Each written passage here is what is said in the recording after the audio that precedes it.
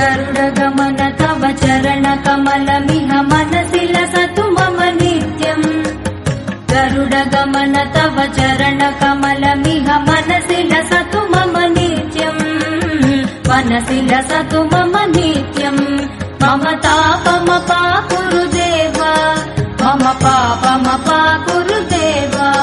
मम तापमपाकुरु देव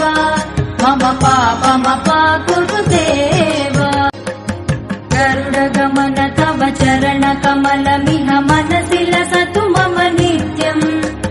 गरुडगमन तव चरणकमलमिह मनसि लसतु मम नित्यम्